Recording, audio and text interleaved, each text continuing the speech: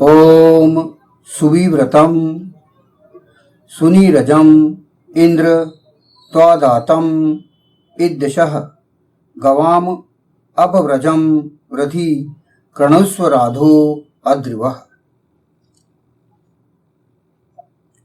उत्तम विस्तृत उत्तम अव्याप्त है।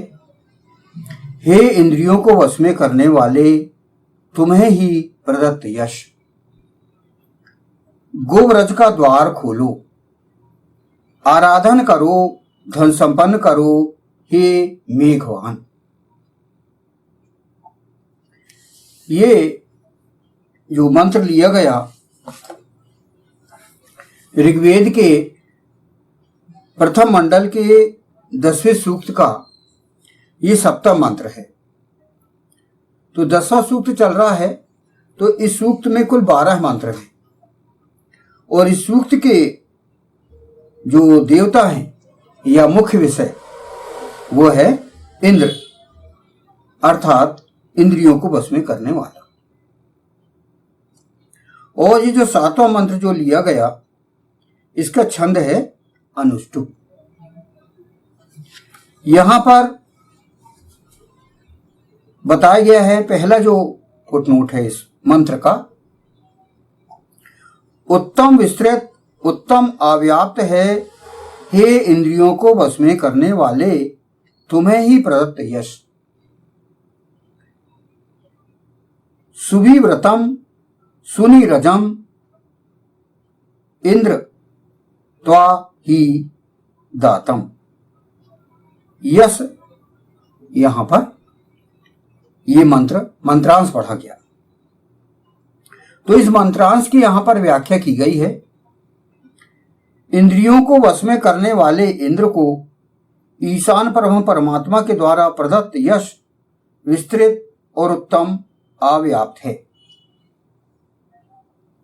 इंद्रियों को वश में करने वाला पुरुष उसे अपयश में परिवर्तित नहीं करता, अपितु अपने सदाचरणों और सद्व्यवहारों द्वारा उसे बढ़ाता ही है। यही तो इंद्रियों को वश में करने की आवश्यकता पड़ती है। यश प्राप्त करके उसे विधिवत बनाए रखना अधिक चुनौतीपूर्ण और कठिन होता है।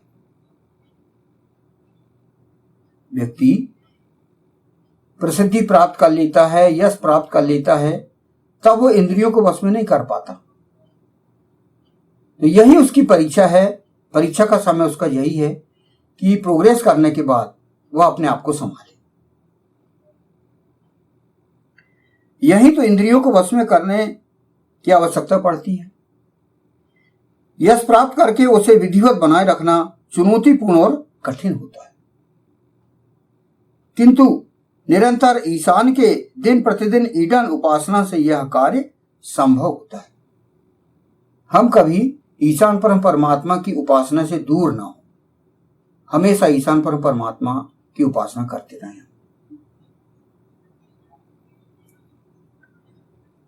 अगला फुटनोट है, गोव्रज का द्वार खोलो। इसका मंत्रांश है, गवाम व्रजम अपव्रधि। गोव्रज एक व्यापक शब्द है। जब गो का अर्थ वेदवाणी लिया जाए तब गोव्रज का अर्थ होगा वह स्थान जहां अनेकों व्यक्ति सामूहिक रूप से वेद मंत्रों द्वारा उपासना करते हैं। चूंकि मनुष्य एक सामाजिक स्थिति रखता है, अतः ऐसे सामूहिक उपासना के आयोजन किए जाने आवश्यक है। यानी हमें सामूहिक रूप से ये आयोजन करना चाहिए। किंतु जब गो का अर्थ भूमि लिया जाए तो गोव्रज का अर्थ होगा वह स्थान जहां लोग सामूहिक रूप से निवास करते हों। ये गोव्रज के अलग अलग यहां पर अर्थ बताए जा रहे हैं। गोव्रज का एक अर्थ यहां पर लिया गया कि सामूहिक रूप से वेद मंत्रों द्वारा उपासना करना, और गोवरज का दूसरा अर्थ लिया जाए, यदि भूमि के संदर्भ में लिया जाए, तो गोवरज का अर्थ होगा वह स्थान जहां लोग सामूहिक रूप से निवास करते हैं, उनके कृषि क्षेत्र भी सामूहिक हो। अब जब गो का अर्थ इंद्रिय लिया जाए, तो गोवरज का सामूहिक रूप से इंद्रियों को वश में किए जाने के कार्यक्रम से होगा, जहां अनेकों व्यक्ति एक साथ अपनी इंद्रियों को वश में करते हुए मानव हित जनहित किया करते हैं।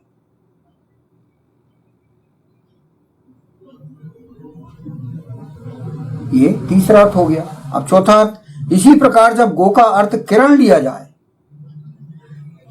तो गोव्रज का अर्थ होगा ऐसा स्थान जहां विभिन्न किरणों का अध्ययन किया जाता हो, उनका मानव जीवन और सृष्टि में कहां कैसा प्रभाव पड़ता है। ये गो का अर्थ यदि हम किरण लें तो उसका ये हम लेंगे। फिर पांचवा है, गो का अर्थ गमन किए जाने योग्य औरत लिया जाए। गो का अर्थ औरत लिया जाए तो गोव्रज का अर्थ होगा ऐसा परिवार जहां बहुपत्निकत व्यवहारिक रूप में माना जाता हो और उसके द्वारा ईशान का आदेश पालन और मानव हित जनहित किया जाता हो।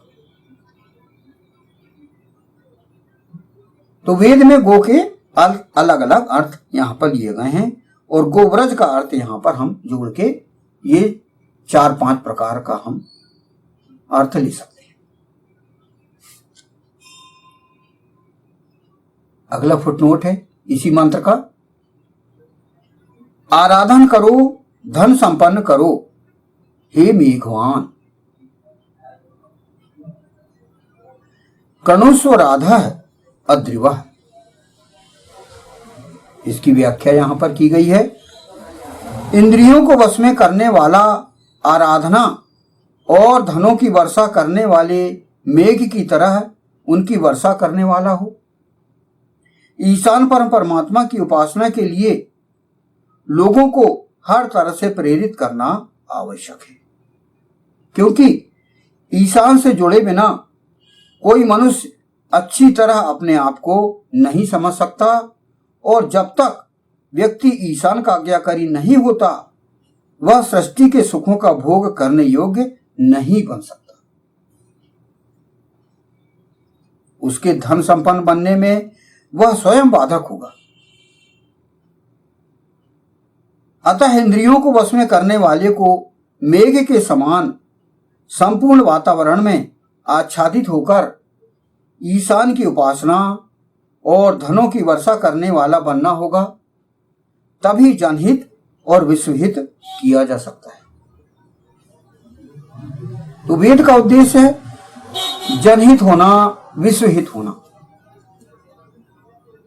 ईशान परमात्मा या ईश्वर ने वेद को प्रकाशित किया है तो व्यक्ति के सुख के लिए, मानव हित के लिए, जनहित के लिए किया है और इसलिए यहां पर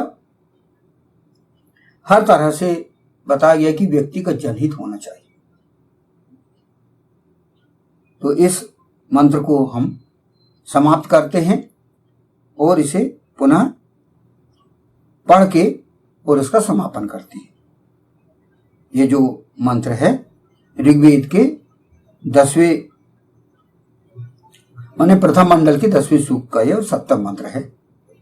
उत्तम विस्तृत उत्तम अव्याप्त हे इंद्रियों को वश में करने वाले, तुम्हें ही प्रदत्त यश गोव्रज का द्वार खोलो, आराधन करो धन संपन्न करो हे मेघवान। ओम सुविव्रतम सुनिरजम इंद्र त्वादातम इद्दशः गवाम अवव्रजम रधि कृणुस्व राधो अद्रिवः।